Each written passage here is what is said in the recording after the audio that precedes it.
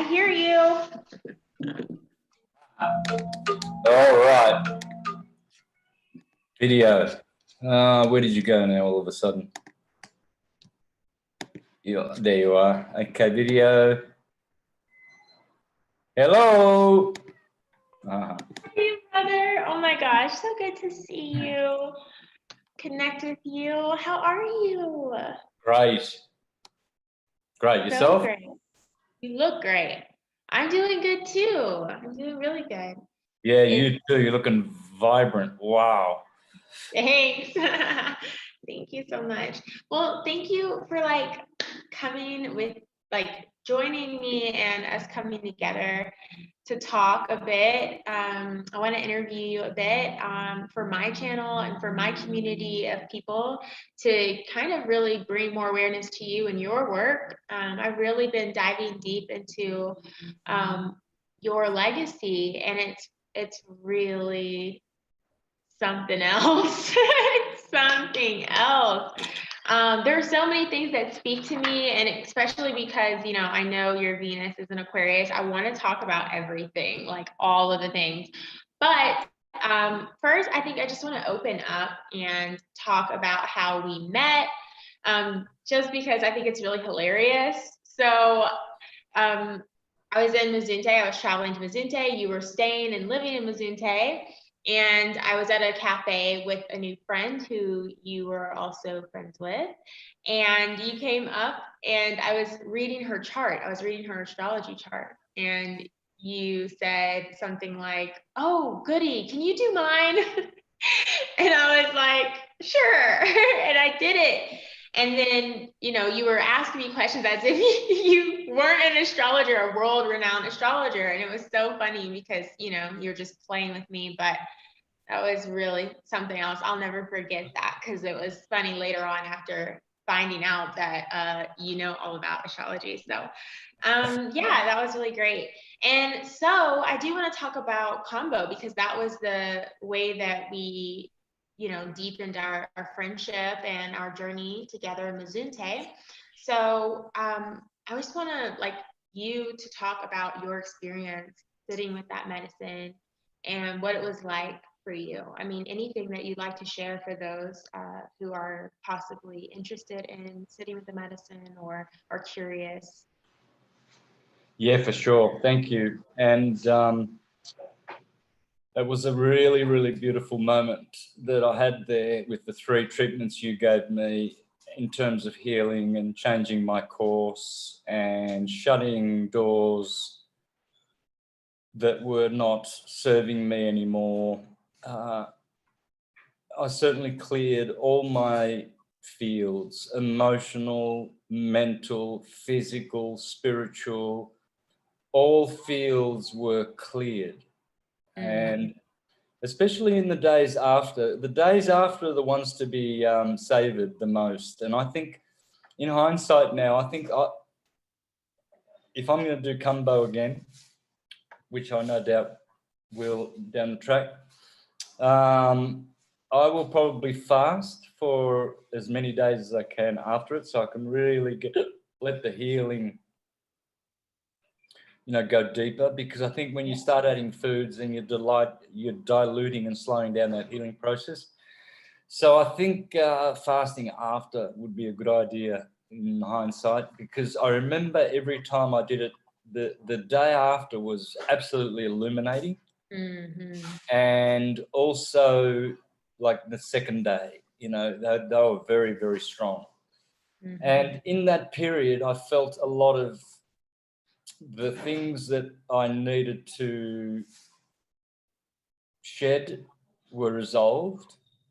I was able to have the maturity and the perspective to put those mountains of problems, put them in perspective and deal with life better. And I think Kambo helped me to deal with reality more, by taking out long-held toxic emotions and who knows what.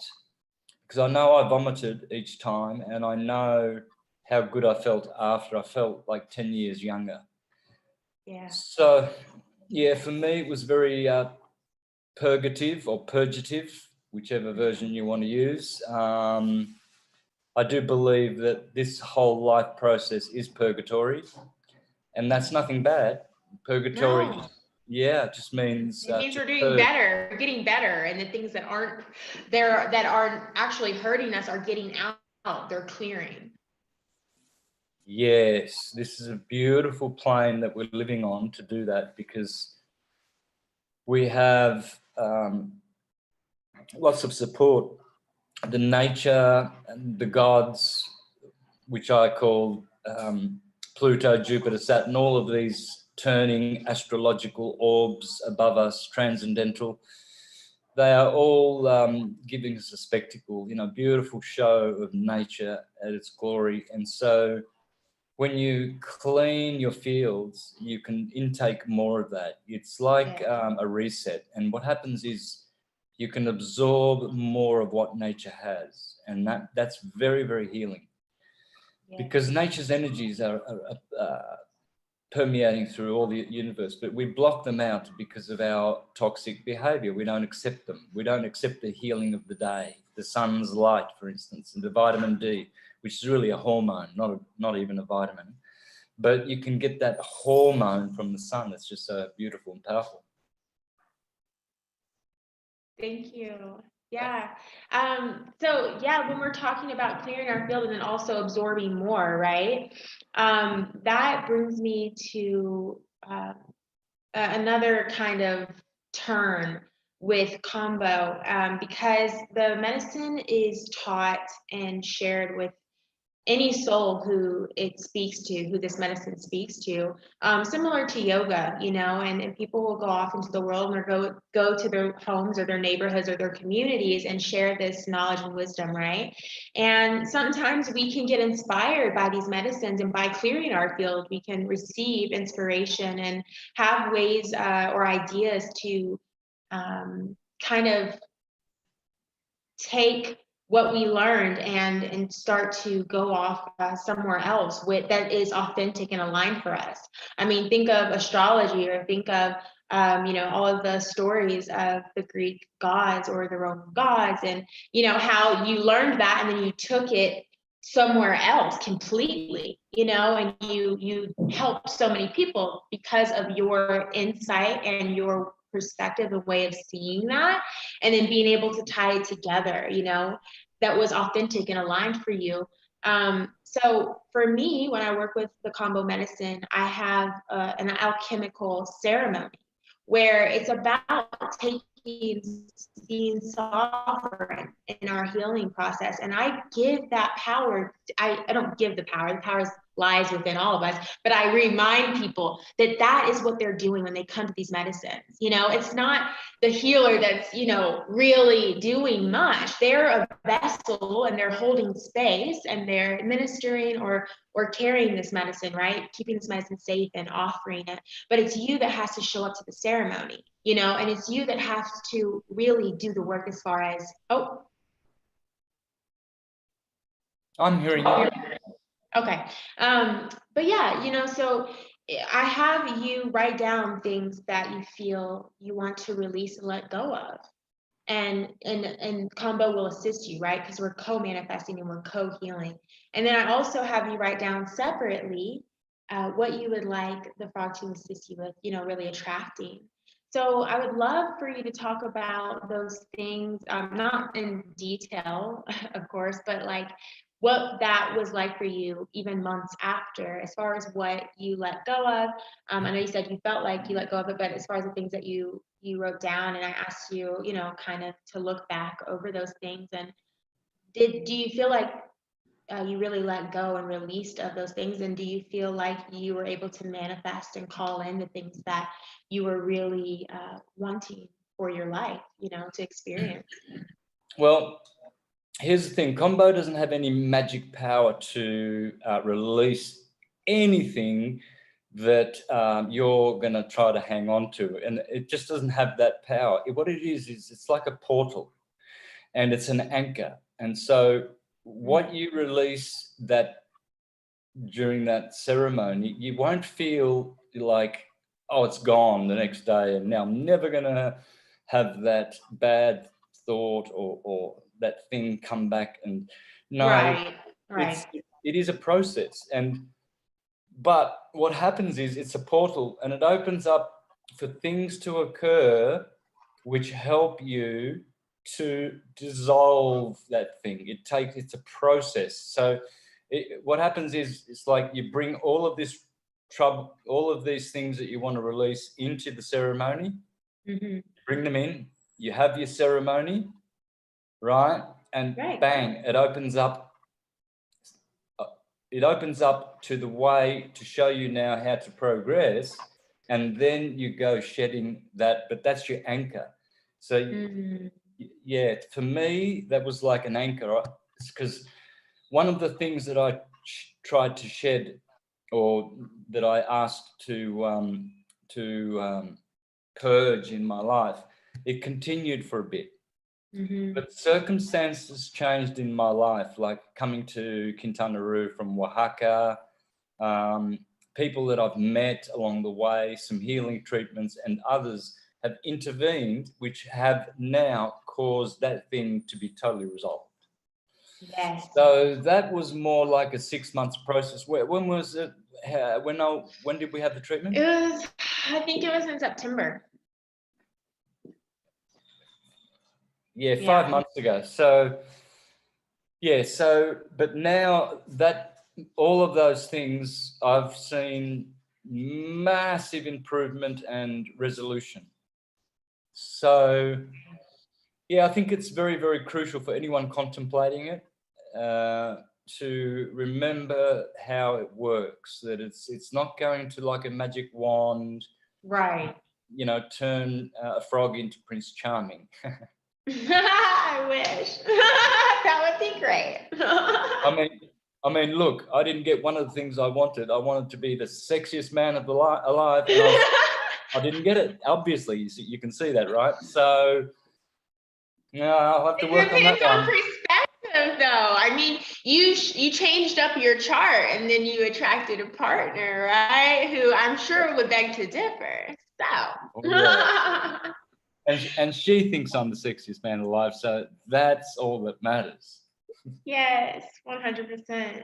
Thank you. Yeah, thank you for clarifying that, because yeah, I'm so in love with this medicine, and just everything how my life has changed and how much I've been purging and been able to see and witness. And as you were saying earlier, you spoke of being mature enough to see, your life in a different perspective, or things in different ways. But yeah, you do have to show up, and you do have to still afterwards work on, integrating that wisdom, or whatever perspective was opened up for you, right, with that portal. And yeah, it's not going to go necessarily away overnight, right? But I do remember how excited and happy you were, and how hard you slept after every ceremony. It was so great. But I want to talk a little bit more about Morgellons, and actually bringing light to this in any way that we can, if that's possible. I have a client that I've been working with for about half a year as well, who has Morgellons, and I know that you have definitely resolved that now with the magnetic healing. So could you tell us more about that? Okay, so a friend contacted me here about 6 weeks ago, out of the blue. Been following my channel for years. He is a TV technician / electronics guy, and he was dying of cancer. And this was only about 4 months ago. And he put together all of his technology and made a Dursonval coil. Dursonval, it was a contemporary of Tesla, and was a little bit ahead of Tesla in these areas of healing. And so this guy, Christian, made one of these machines and daily put himself on the machine for many, many hours.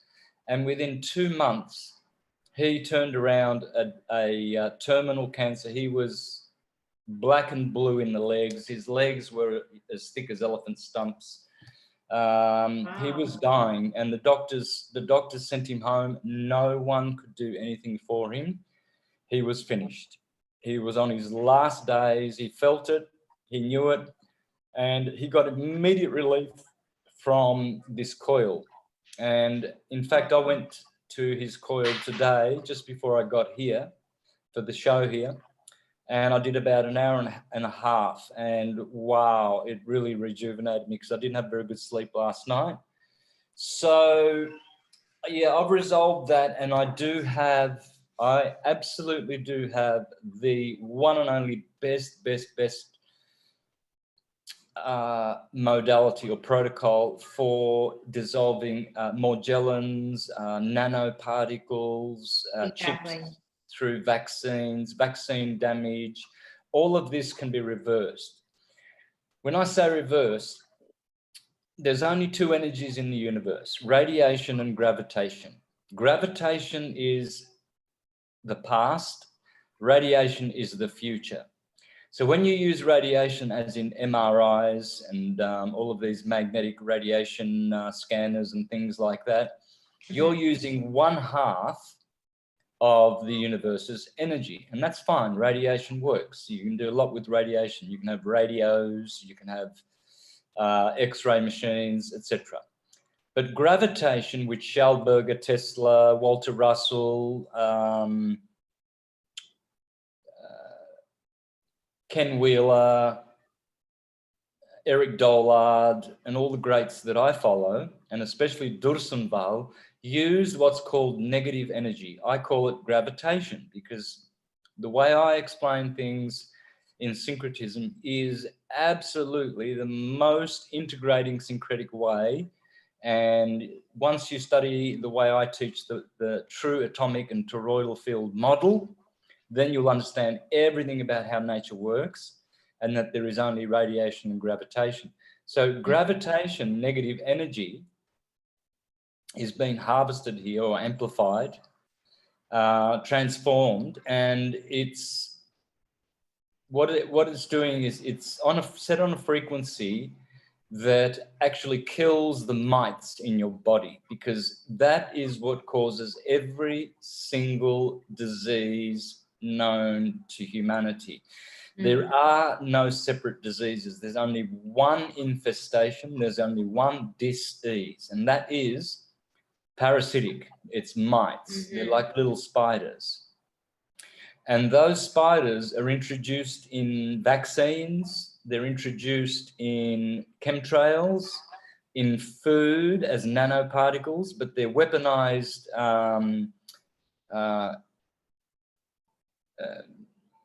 mites or parasitic entities, and they actually colonize your body with their eggs, and that's what cancer is. That's what metastasizes the cells. It's not the cells breaking down, it's that the spiders are nesting their egg all through the body. They start in the feet and they go all the way to the brain, and then you get brain tumor.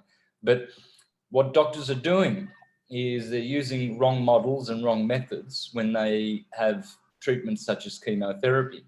What they should be doing is they should be using the magnetic or dielectric healing. I call it dielectric gravitation. It's dielectricity.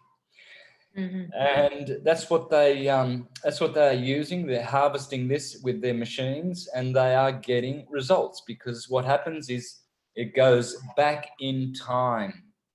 Your cells are going back in time. They're healing. They're getting a chance to escape the now and go back to when they were healthier. It's reverse age reversal. That's incredible. Thank you so much for answering and breaking that down. For anyone that is interested in this, like finding this healing, are there other people doing this in other places of the world, or from what you know, is it mostly just existing in Mexico?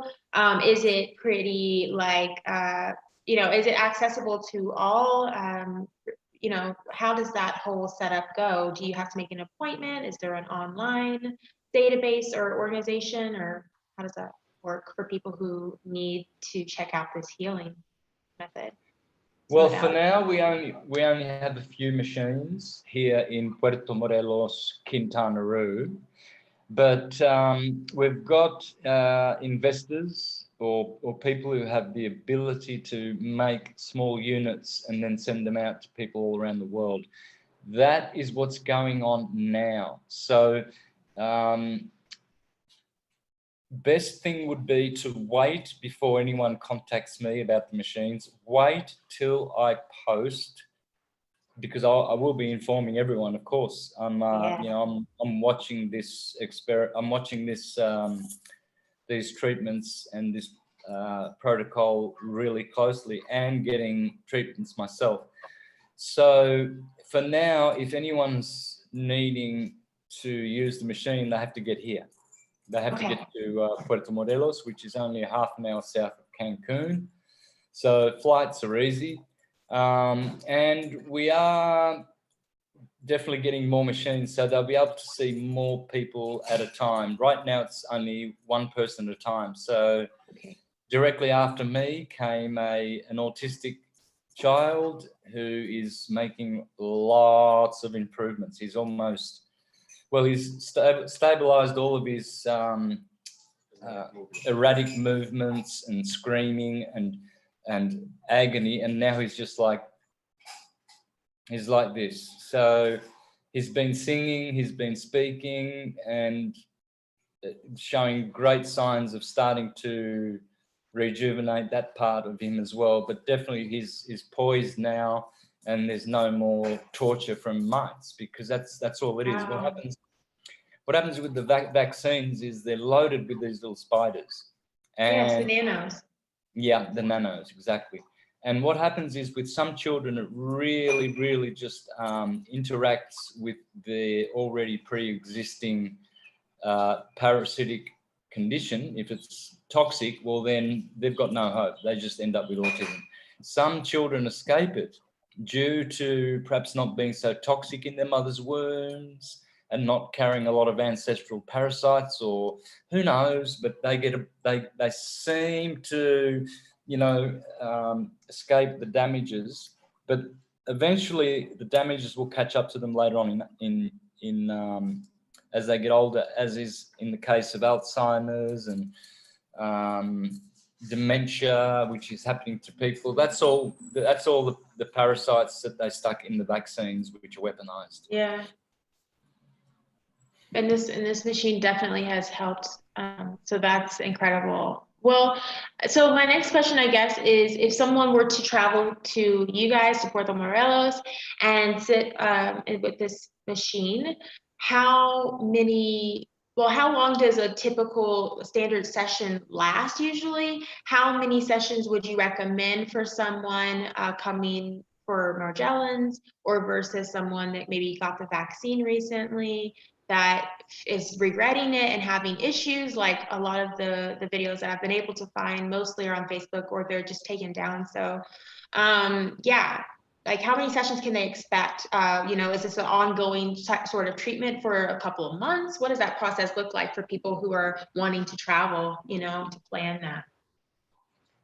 It's all case dependent, really. Like Christian totally turned around his cancer in 2 months. So there's different kinds of ailments. There's a guy who's quadriplegic, for instance. He's definitely improving, but he's still in a wheelchair, right? So how long does that take? Well, this is the first time we've ever, had a case like this, and autism as well. The case that we can definitely 100% verify and already have is Christian's. He turned everything around. I've had plenty of sessions to know for sure that every time I go out of there, I feel rejuvenated, refreshed. I feel happy. All the mental demons and anxiety and pressure on your head, it all goes. You walk out of there like you're new, you're fresh, like the Kambo, it restores you, it resets you.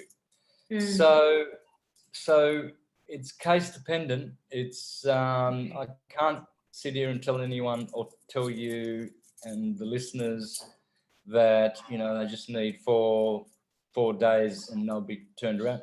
They quite possibly might do enough damage to the mites that their immune system will take care of the rest.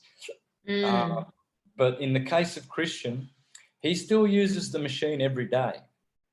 And every so often when we go there, he also says that he gets continuous attacks from his parasites as well. But when you look at him, I mean, his looks as normal and healthy. He's like got bulky muscles.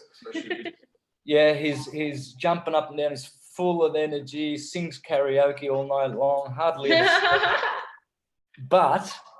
But again, I say honestly, he's honest as well. Every day he tries to get on that zapper, you know, and zap some of those parasites, because they're supposed to be in your body and they're supposed to be the right kind. The problem is we have not just parasites, we have invading weaponized parasites, and they're in massive doses and quantities. And they're also connected with AI and artificial intelligence, and they all have mind of their own. I know this personally because I had an itch for 10 years, which had a mind of its own. It wouldn't let me sleep. It would torture me all night long, and it would wait for me to relax right to the point where I was about to sleep repeatedly all night long. And then it would wake me up with a sting in the eye or a sting in the ear or a pulse, a convulsion, or burning skin, and I'm just, wow, I haven't got enough hands to scratch my burning itchy body. And that's artificial intelligence. That is not a biological itch. That is an unnatural itch. And the way I know that is because no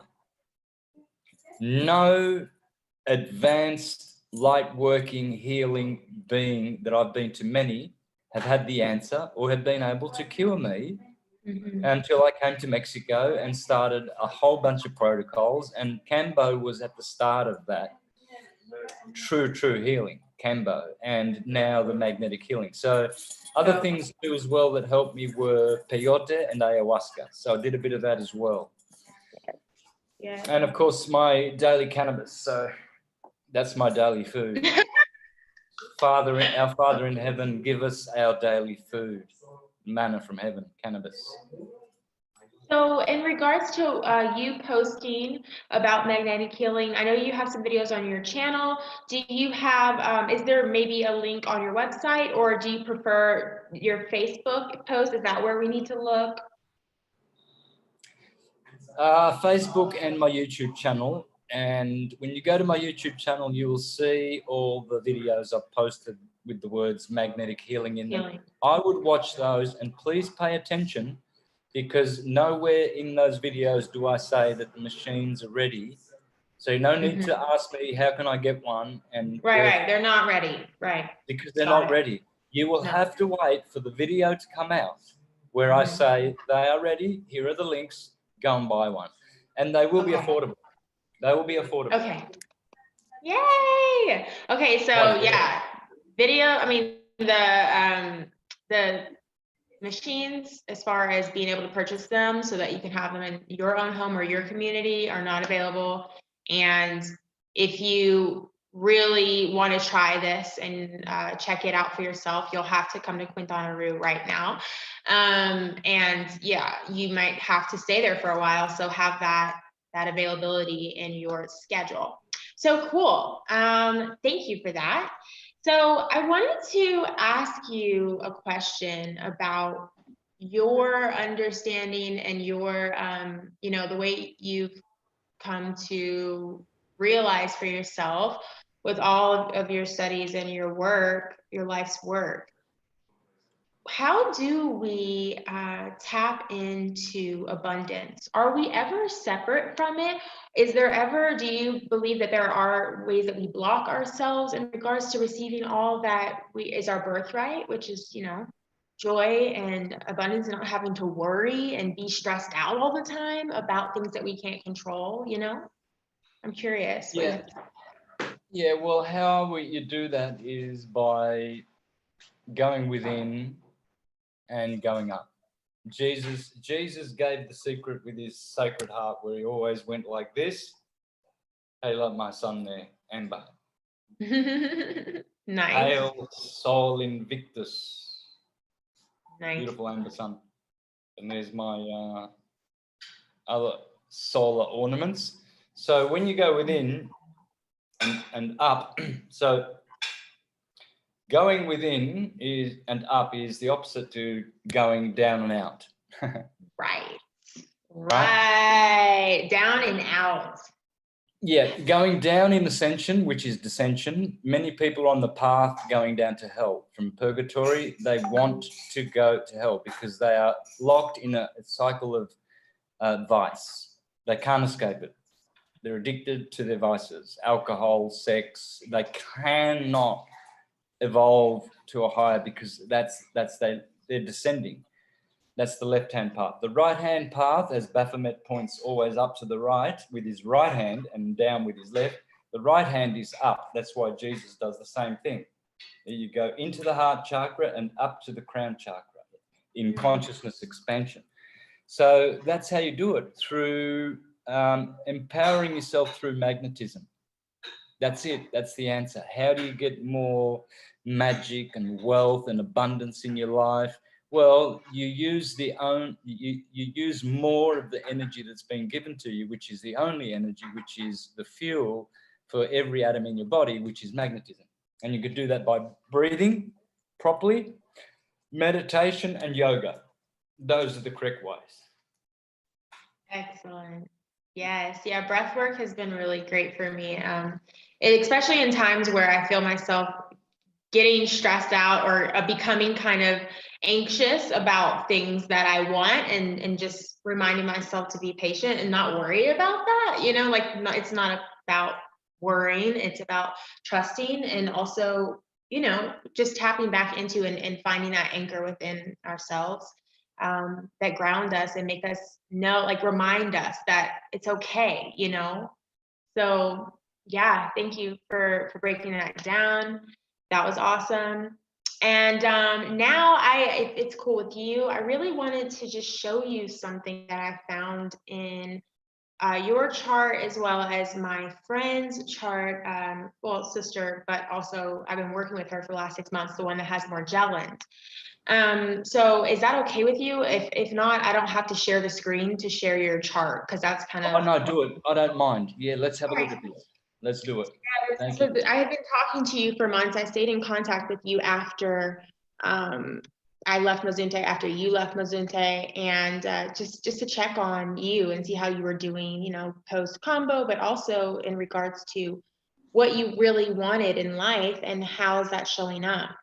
Well, you did say that in my location astrology, that if I go to Quintana Roo, that I would be much, much more under the, I think it was under the Venus line, where I would find love or something. You did say it. You absolutely did. I don't know whether you remember that.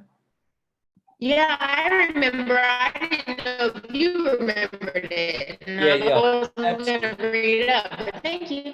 I just wanted to... How did you... Yeah, so this is your natal chart. Yeah, and go ahead, ask. No, I'm Can just you see going it? to get... yeah, I can see it. I'm anxious to get to the point where you found that, because this is going to be great for everyone to see how it works. Okay, so when you were living in Mazunte, this was your chart. Your ascendant was at a degree that is linked to the sign of Capricorn. So that's how I said, as far as your... That's Sagittarius. Yes, but the degree. Using the degree theory that I use, it was invented by, or I don't know if it's invented, but I think it was a straight channel, honestly, by Nikolai Stojanovic. He's a Bulgarian astrologer. I took a course with him like 3 years ago. Yeah. Okay. So basically what he downloaded was that When you start from 1 and you go through the 12 signs, then you cycle over again until you reach the 0 degree. And each degree aligns with a different zodiac sign. And this is his theory. Go ahead. So the first degree of every sign would be Aries, right? Precisely. Right. Yes. So you've come to the 22nd degrees belong to Capricorn, right? Correct. Hot so diggity. when I first met you, you sat down. Yeah. So when I first met you and you sat down at that cafe, I said, I asked, it looks like to me, if everything's accurate, as far as the details and the time, because that's always a factor for people. It looks like here it's actually kind of painful. It's kind of a hardship, as far as your physical body, because first house, right? And then your outlook, your interaction, and just being here physically, the physical body being here in this location may be a bit troublesome for you, right? And then look at all the squares to your ascendant. Look at all the squares. You have 3 squares here, and no, 4. 3 to the 3rd house and 1 to your midheaven. So having to do with the career and your reputation, how the world sees you as well. But what I saw in the 7th house when we were talking about as far as attracting partners, because that's something both you and I wanted, really were wanting, it's like, we have a lot of things right now, we're happy, but, so I looked at your 7th house and there was nothing there, and we're looking at your DC, right? Which is an angle. And that can be really powerful to work with when we're talking about relocation. See here, your You have Jupiter, to lift that up. I have to lift it up? Yeah, lift it up. You did. You had it up. I couldn't see. I was scrolling down just a bit to show you that how close. That's better. Yeah, your Jupiter is super close. It's 1 degree away. It's conjunct basically your 4th house cusp, your IC. So in Mazunte, we're looking at Mazunte. So yeah, that tells me that as far as your home, it was there was expansion and room for growth, and developing a broader perspective maybe of your connections with people, your relationships, how you were communicating, but also it was influencing your home. So maybe you had a big house there, I live somewhere where Jupiter is influencing my 4th house, and I have like a really big house, which is not normal for where I was staying in Mexico before by any means. So anyway, I noticed that nothing was in your 7th house in Mazunte. And so that doesn't necessarily mean that if you're born with nothing in your 7th house, you won't attract love. You're not going to magnetize or attract love, because you will, but there might be delay, right? And look at what degree your DC was at. It was at 22 degrees. If we're talking about Capricorn, that's Saturn, the keeper of time, right?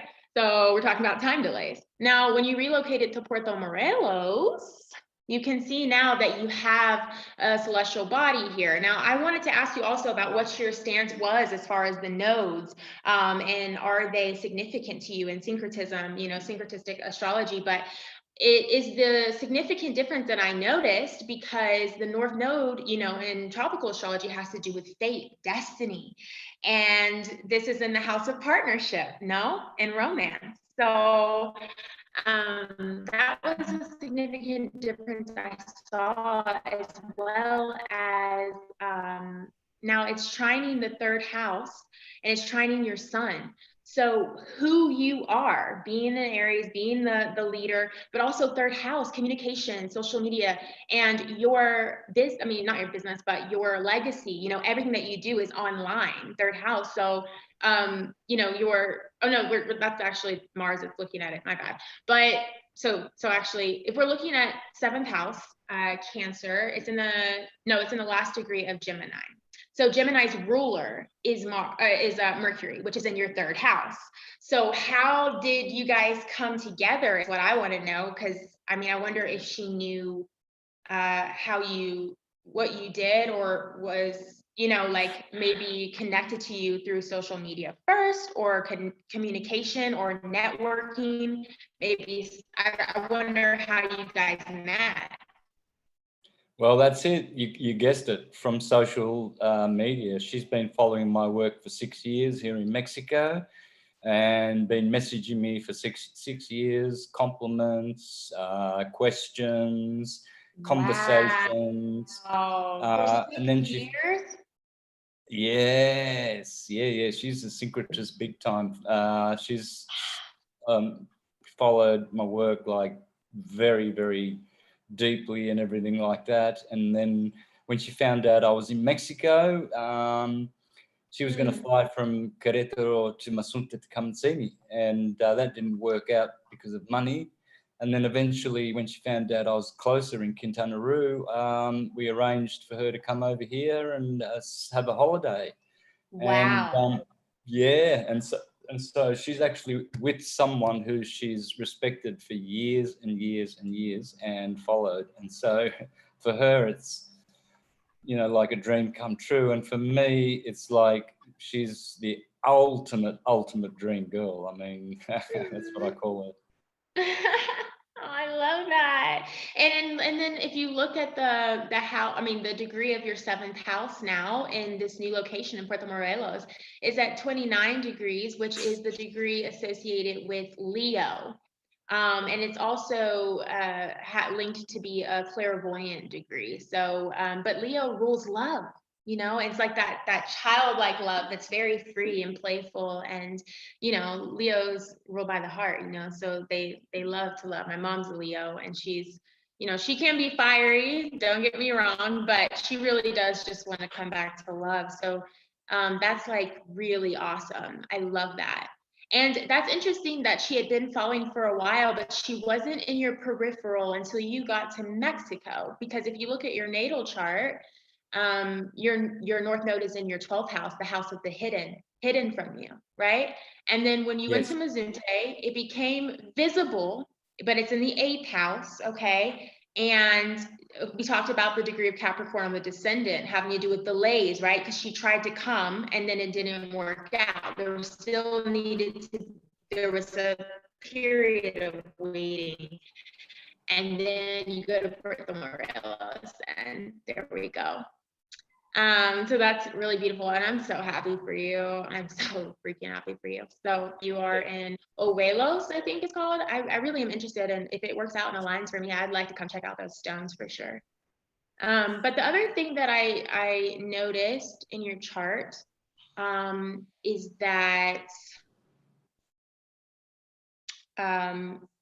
here in your natal chart, in your 1st house having to do with the body, you have Uranus.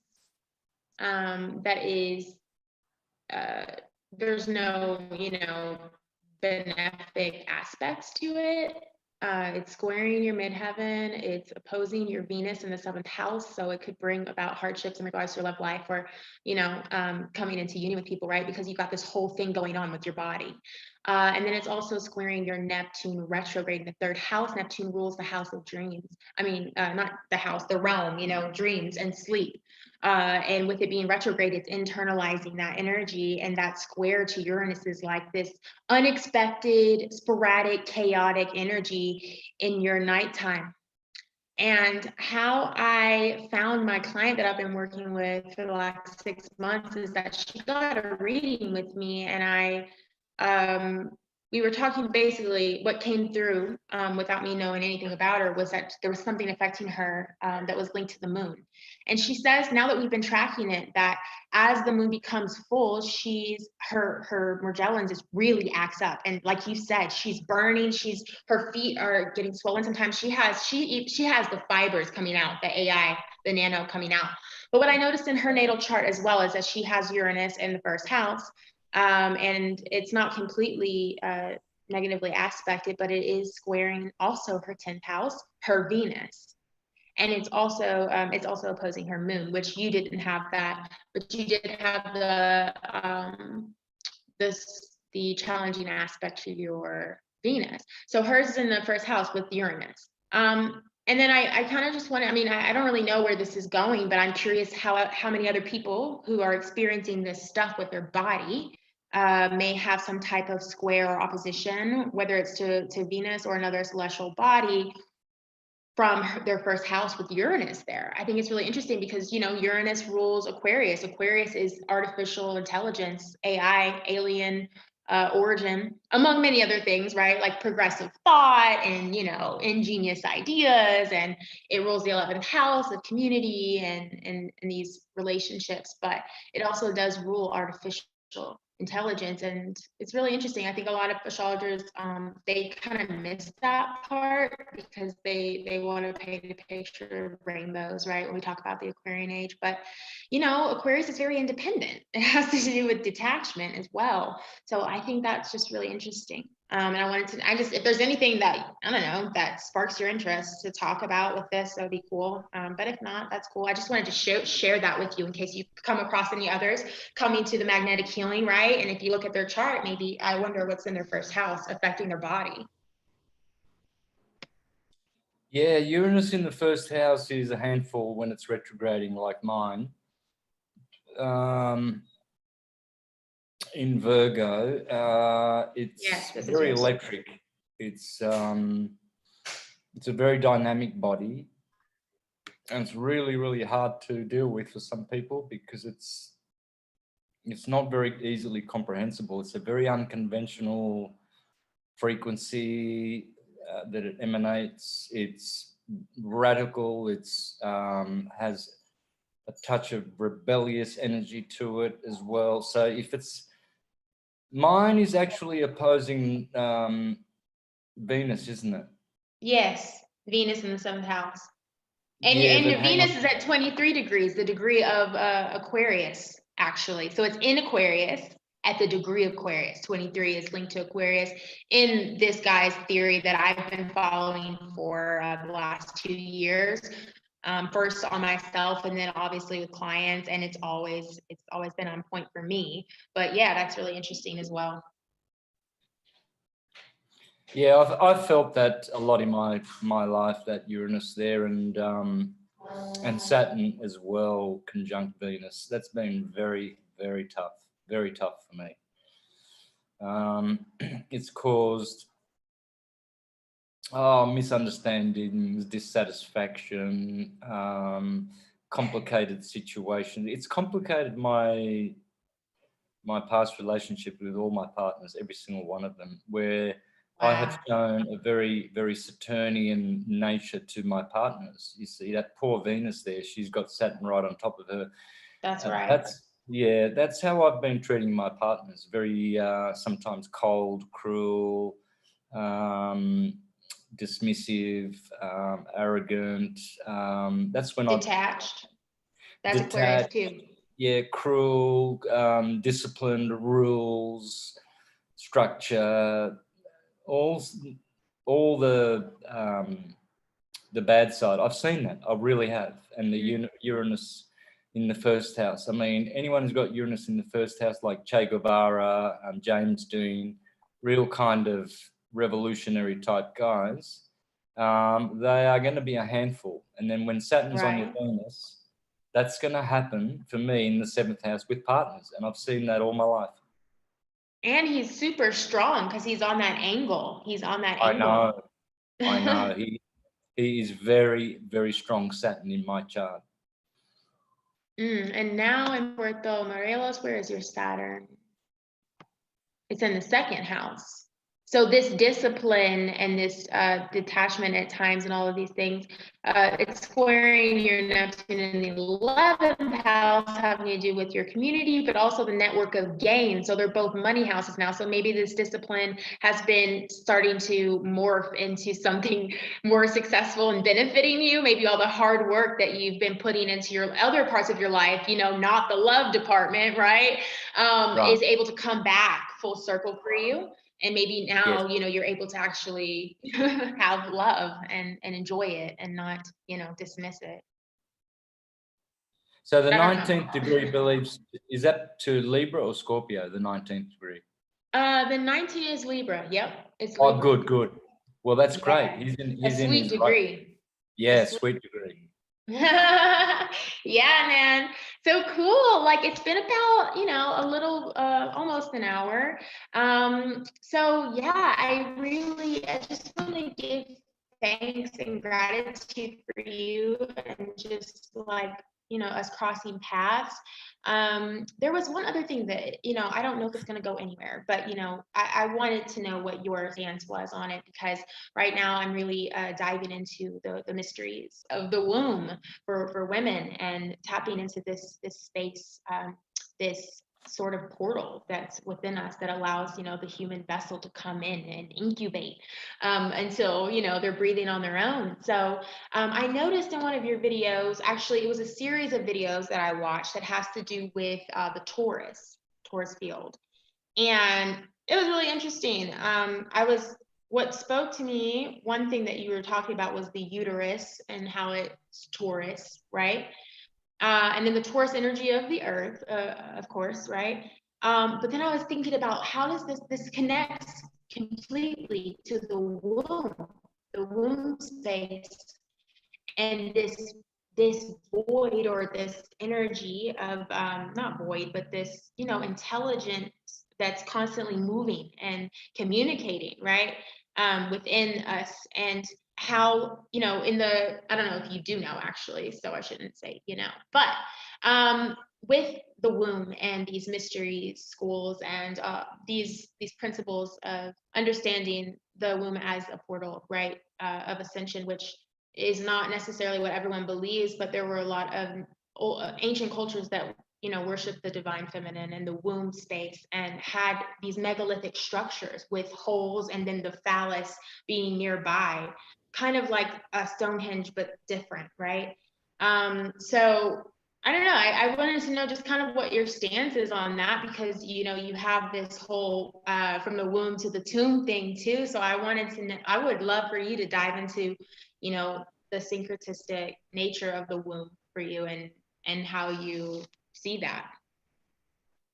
Yeah, so the woman is the one who carries this gift of procreation, and this is always true in nature, because magnetism is feminine, dielectricity is masculine.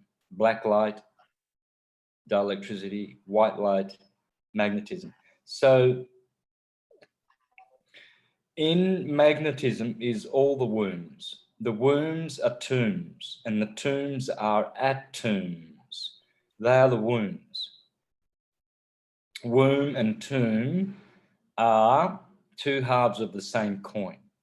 So when an atom is made, already light has been entombed in an atom.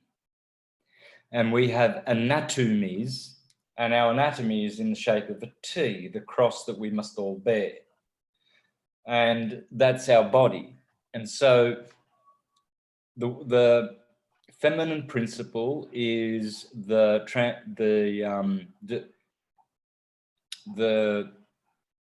principle of procreation, which carries that in her womb, that she can make atoms. So she is like the mother of the heavens, because she is doing exactly what the heavens are doing.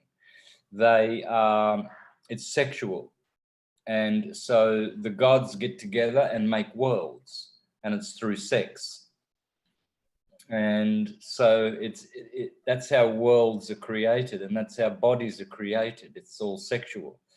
So it is a portal. Yes, it is. It's a portal to counter space. So yeah, all things exist already. The blueprints, the archetypes, the stereotypes, they all exist in counter space. And so when you have procreation going on, you are actually creating an aspect of yourself. That's why your children resemble you so much. They carry a little bit of your soul with you. You give them your soul DNA. And so you actually see yourself expanding that way as well. It's another way of expanding your consciousness. That's why to have a lot of children is a great blessing in many cultures. It's a great blessing. Right. Beautiful. I like that. I like it a lot. Mm-hmm. And I also noticed kind of how the rose is used to represent the womb, and how the petals literally look like as if the Taurus, you know, and when they start to fall off, they go down to the ground, to earth, enriching the soil to be possible to birth anew, you know, anew. So it's really interesting. That point that really stood out to me when I was listening to that lecture of yours. So yeah, that's it. That's all I really wanted to talk about, really for today and just for this first session. And yeah, I'm really grateful, and I hope that this is greatly beneficial to all who check it out. And I hope there's something here for everyone that they can benefit from. So thank you. And I look forward to staying in touch with you, and hopefully I can come to Abuelos or maybe one of your lectures in Puerto Morelos. But you know. Yeah, for sure. Ojuelos is going to be very good for any of the listeners. If you can get yourself to León of Guanajuato by the 2nd in the morning, we're going to meet in the plaza there. There's a plaza. We're going to meet at midday, and then we're going to go for 4 days. We're going to spend going to these ancient stones called the Ojuelos stones. Ojuelos in Jalisco. So it's going to be very illuminating, very interesting. And will your lectures, you're giving lectures as well, will they all be in Spanish, which is totally cool because we're in Mexico, but I'm just curious. Mm-hmm. Yeah. Both in English and Spanish. Okay, English and Spanish. All right. Bueno. Well, awesome. Thanks, Santos. Thanks, Mercedes. Take care. Blessings, and I'll stay in touch. Shout out to Karen, by the way. Shout out to Karen in Mount Shasta because she loves you. Yeah, right. Good one. All right, brother. Thanks, Blessings. Big hugs. Take care. Big hug. Bye. Bye-bye.